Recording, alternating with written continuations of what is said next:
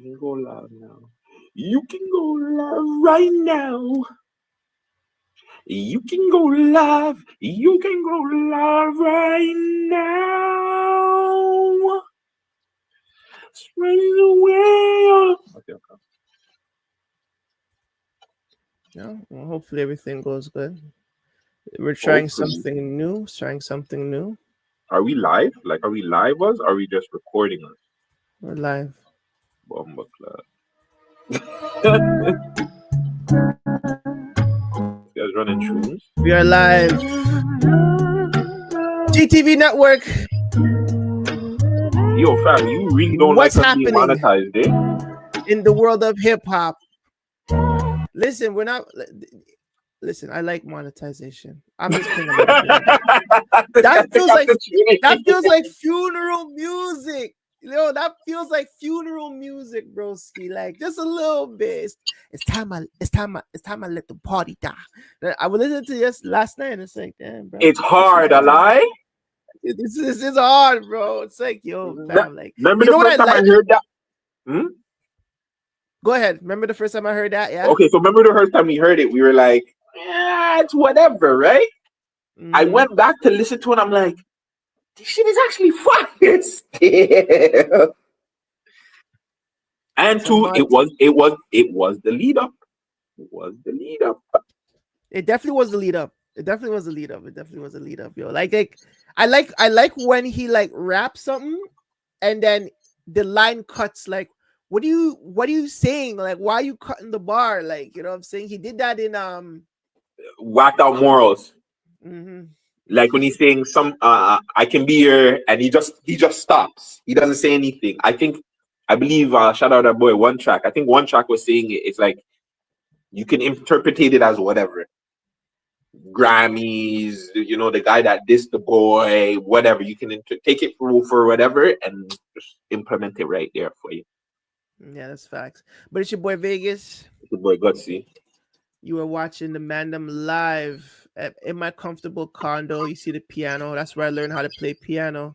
Got a nice couch in the back. You know what I'm saying? It's a beautiful little setting that I live in. You know what I'm saying? You guys keep dissing me.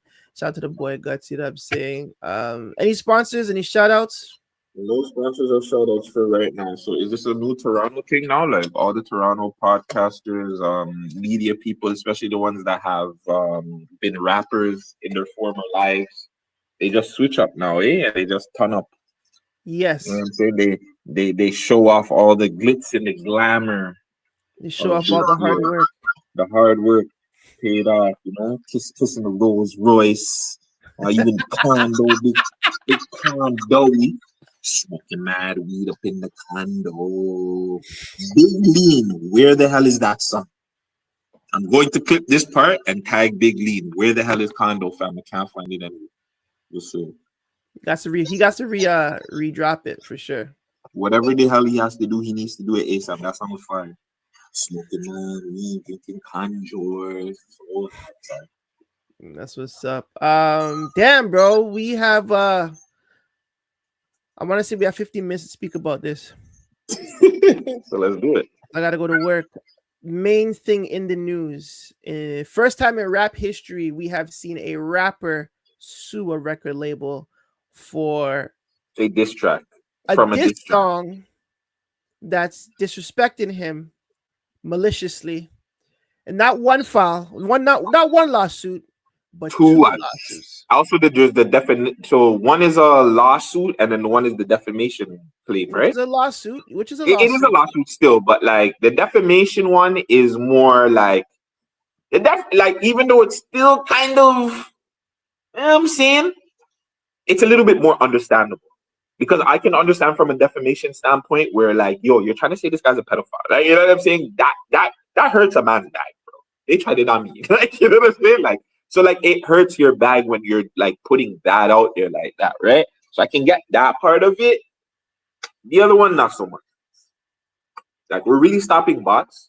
And hold on, really quick. I have to get this. Okay. Actually, say this whole thing, and then I'll get this shit off my chest. All right. What is he suing for and all that? Let's pull it up real quick. Let's pull it up. Oh man. Somebody needs to turn Drake's TV off. Turn his TV off. That's a good one. I just got it. All right. So, according to our good friends at Keepsake Solid, Drake has initiated legal action against Universal Music Group and Spotify over allegations that the two companies conspired to artificially inflate the popularity of Kendrick Lamar's Not Like Us. Drake's lawyers have been auditing the streams and it's looking dirty.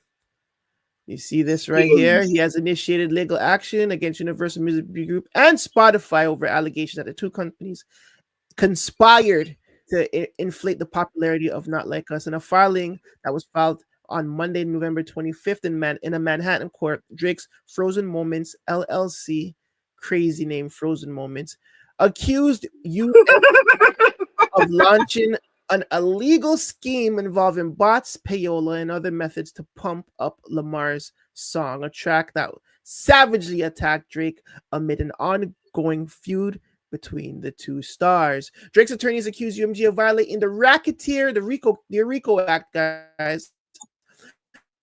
Often used in criminal cases against organized crime. They also allege deceptive business practices and false advertising under New York state law. You go to New York to sue an LA nigga? Madness. The court filings are a remarkable twist in a high-profile beef between the two stars, which saw Drake and Kendrick exchange stinging diss tracks over a period of months early this year. That such a dispute would spill into business litigation seemed almost unthinkable in the world of the culture that is called hip-hop. What is your take on this, sir? So really quick, somebody said I needed to be canceled, right, for my crazy 2024, 2023 PSA. I told that person, no, you guys just need to trade me because I've never heard in my life where the biggest artist in the world that, pretty much had the same label, put him as the biggest artist in the world.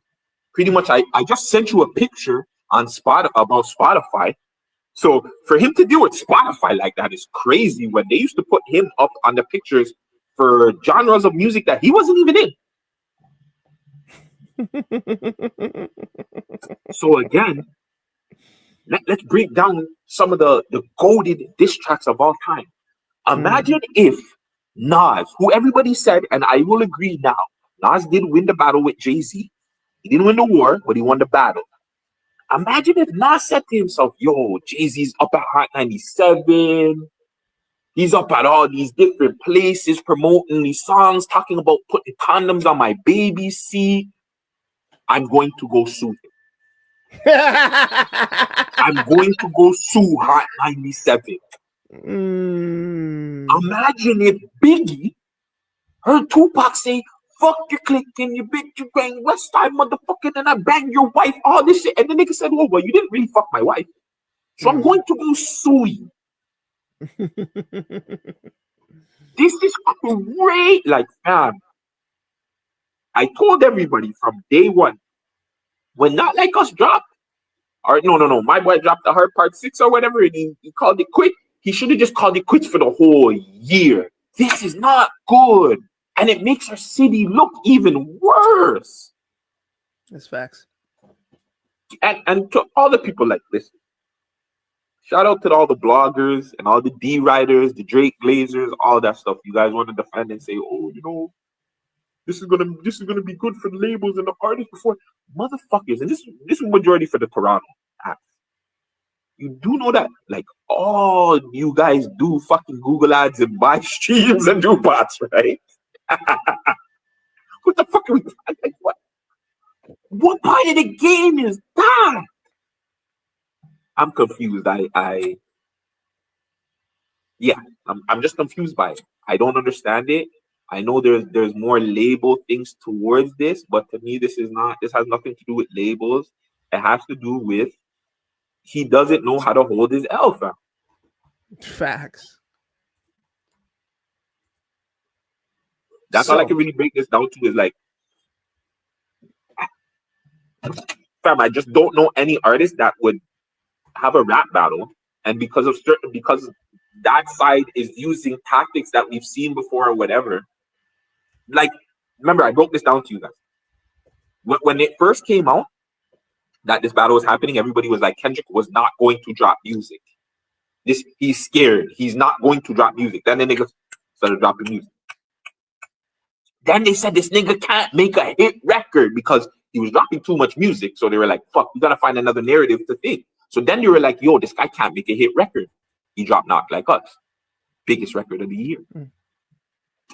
Fuck, we gotta find another route, bro. We gotta find another, like, well, okay, now he's using bots. He's doing this. Like, fam, it's everything right now. This is a shameful tactic. It sucks.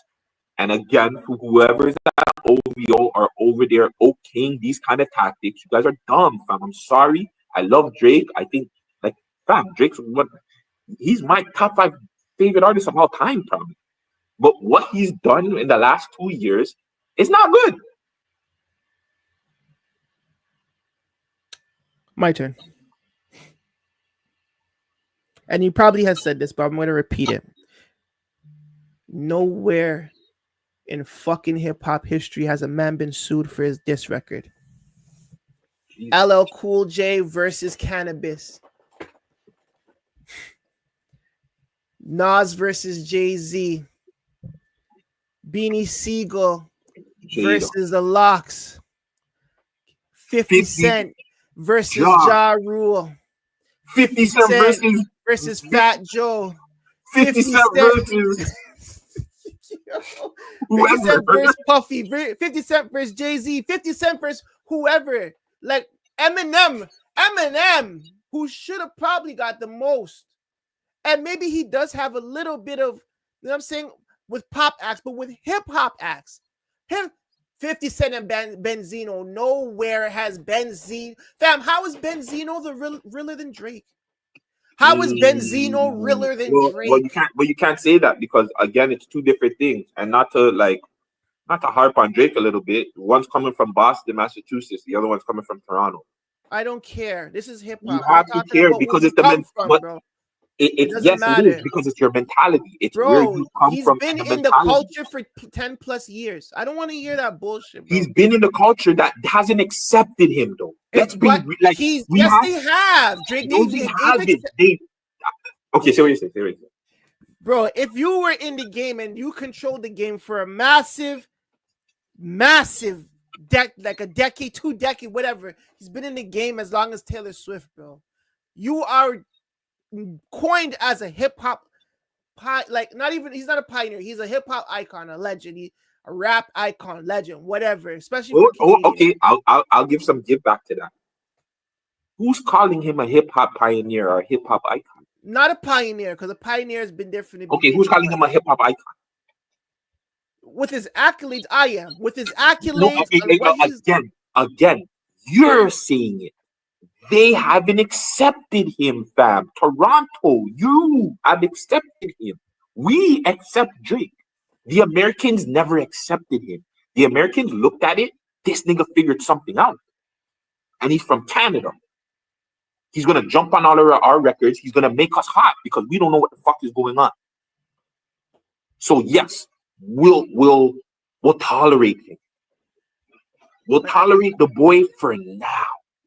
We're not actually allowing him into our sauce. We're not really. But they allowed him. If he's been in there for fucking 10 plus years, they allowed him still. That's allowing. I don't care what you say. Like you at a country for 10 plus years, that's your home. They tolerated him. The culture, the hip hop culture, is his home. No, I can't even say that because has Drake given us a pure hip hop album?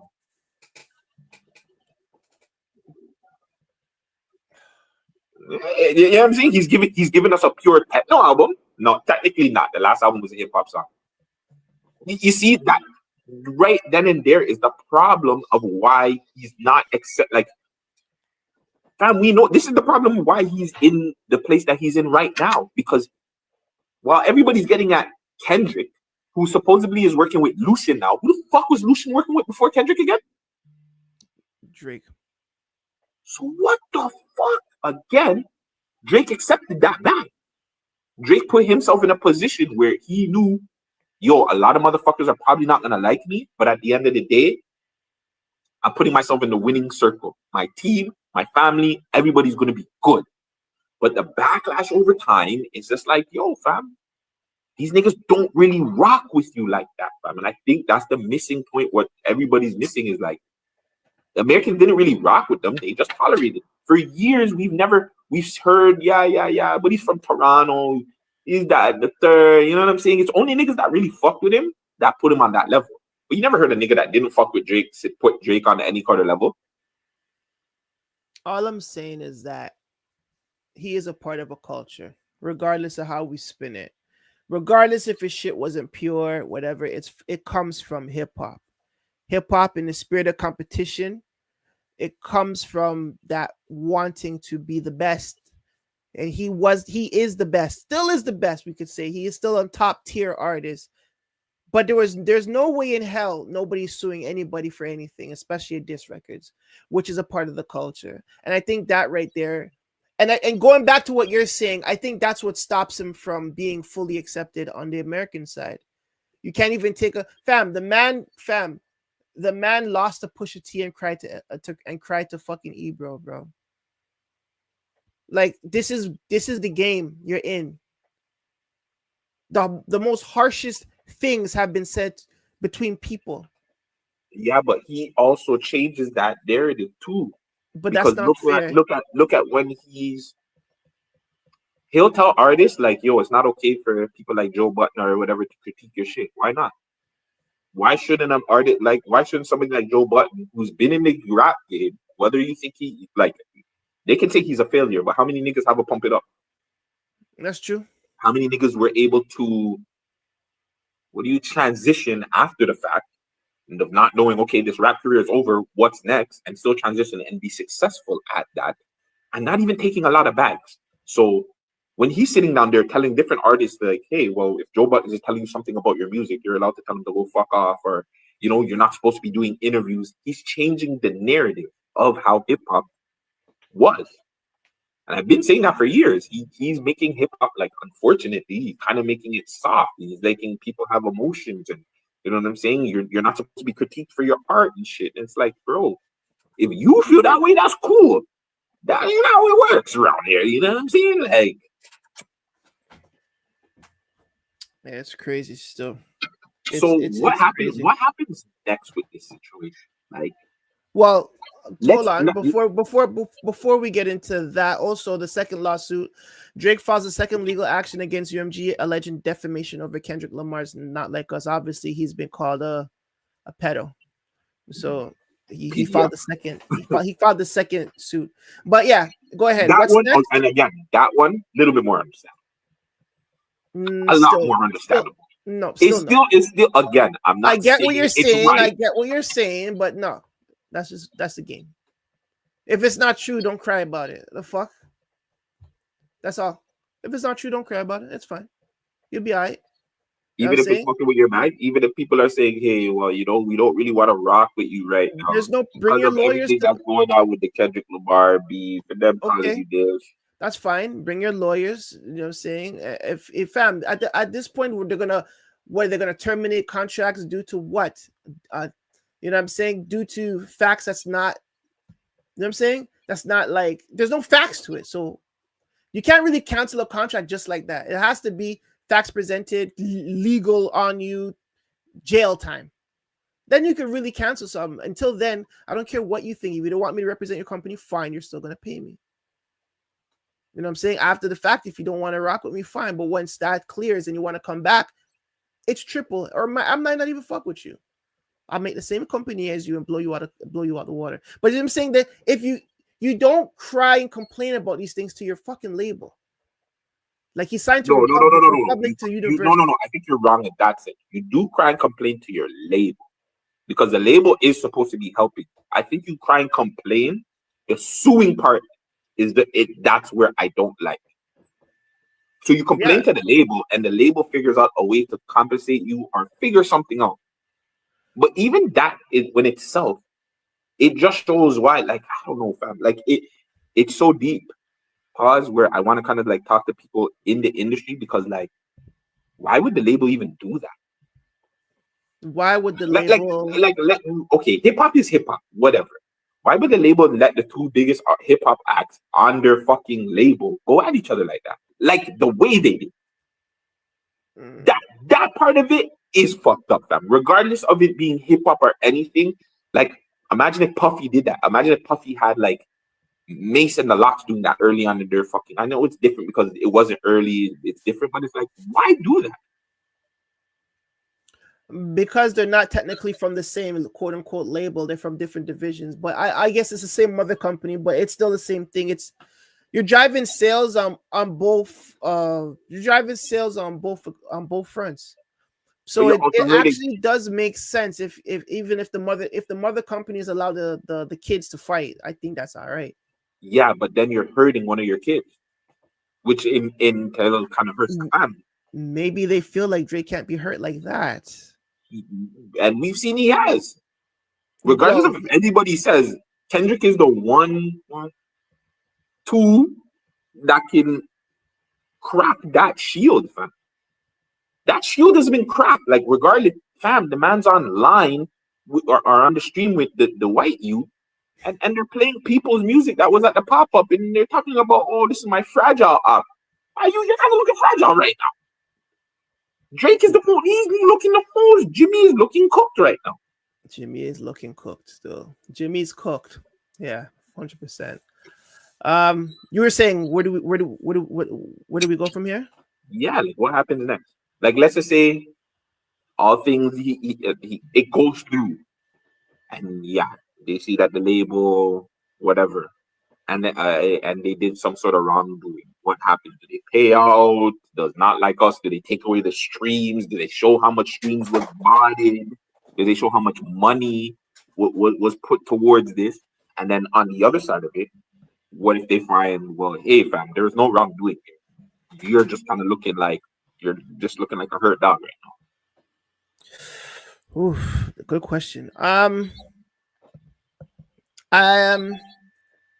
If it's proven that illegal bots and payola and stuff has been used on Kendrick's behest, they will probably take away those streams.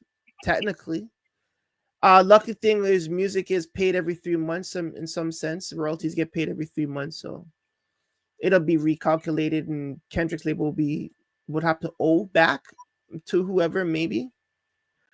And technically, you can't. Honestly, nothing changes in terms of like impact of the song because the song already made its mark. But what about the impact of what will happen now from Body? Because I don't think it's the song per se. Because everybody's trying to say, yo, this is more of a business thing than it is about the song. How I'm looking at it now, that means we're going to see a lot of first day sales with like 500, you know what I'm saying? 1,000, 3K at most. We're not going to see people doing like, people struggle to do 10K. So I think now with taking away the botting or whatever, you're going to see a lot. You're going to really see how bad the music industry has been struggling. And is that a good thing or a bad thing? No, it's a bad thing for us to see how bad the music industry is mush up still. Because it's bad. I don't know. I don't even have a because. Like we shouldn't see we shouldn't see our industry that we're in failing. It doesn't give any hope to anybody. People might just stop doing music in the hole. Who knows? Or people might push to do better. Or I think it's just a deeper thing because streams is shit money. So the artist is going to have to find a way to get its money. I think that's what's going to have to happen now. How can I get more bang for my buck? Because if I put out my song that used to be 99 cents on iTunes a couple years ago, and I used to get maybe 80, 60 cents of it if a distributor takes 40% or whatever, to now put my song on fucking Spotify or Apple Music and get pennies on a dollar. How does that make sense for me? If it makes sense at all. It doesn't, bro. How when the big question is, when did songs get devalued? Like, which part of our era in music history did our songs be devalued? When did it go from 99 cents to pennies on a dollar? When the streaming actually fully took over. When it became 100% everything is just streamed. Like, how can you tell what is what? Like, we still don't know how much is a stream for whatever. Especially when every platform pays differently. That's also weird. You know what I mean? And I mean that they can go back to subscription costs and this, that, and the third, and people on the app and shit like that. But it's just like, bro, why can't our music be $1 for one song? Like, why can't it be that? And I think that's when it goes back to what you're saying with records. You know what I'm saying? Actually seeing this shit opening up by Drake suing the labels for bots and payola and stuff. We're actually going to see the damage streaming has done to the industry, and that's not a good thing. That's what I was trying to remember. Somebody was just like, it's crazy that everybody's making this hoopla about this situation and nobody buys music. No. Everybody streams it anyway. So what the fuck are we complaining about? Who cares if Kendrick is botting the thing when motherfuckers don't buy music anyway? Exactly. Yeah, you're right. Yeah, it's really a pointless. Like how many niggas is actually buying a fucking album? Like, you're actually purchasing the shit. So if he is botting the thing, it's just like, I mean, and again, going back to the thing, come on, like, JK never bought nothing before? For you Toronto artists, fam, your favorite Toronto artist that's hot has Google ad their thing, like, or had some sort of bought something to intro. So what the fuck are we talking? It's a part of the game, bro. Like, if you take this away, just like you said, you take this shit away, a lot of niggas is giving up. A lot of niggas is giving up. Yeah, I'll tell you that. Mm-hmm. But yeah, a lot, man. A lot. Good luck. That's all I gotta say about this, man. We'll have more on our next pod. I guess we'll deep dive into it a little bit more. Yeah. All right. So you're talking about losing monetization. You smoking throughout the whole fucking episode. I might as well play music. What the hell? They're not gonna think it. I'm telling you. Yeah, this is not smoking. It's big. Okay.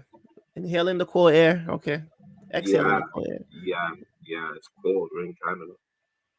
Yeah. Yo, my homegirl said when it snowed in Houston, Texas, like, people died.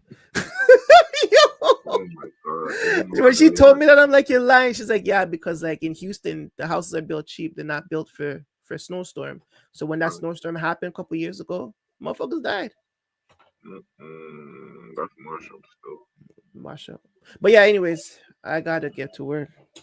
Yeah, one of these days we gotta talk about the fall off of Partisan Fontaine. The fall off of Partisan Fontaine. Mm-hmm. You think he fell off? I really think he really had it, but like, he had potential, and then like, where is he? I went from working with Cardi B, dealing with Meg made him look like a piece of shit. Then he went to Jada Kingdom. Now, like, what happened to him and Jada Kingdom mash up? No way they mash up. They did? Yeah, I don't think they're together anymore. Oh, wow. Yeah, we gotta talk about that still. All else is real. But yeah, man. I guess we off for this. I don't know. Shout out Lucian. Shout out Lucian Grange, bro.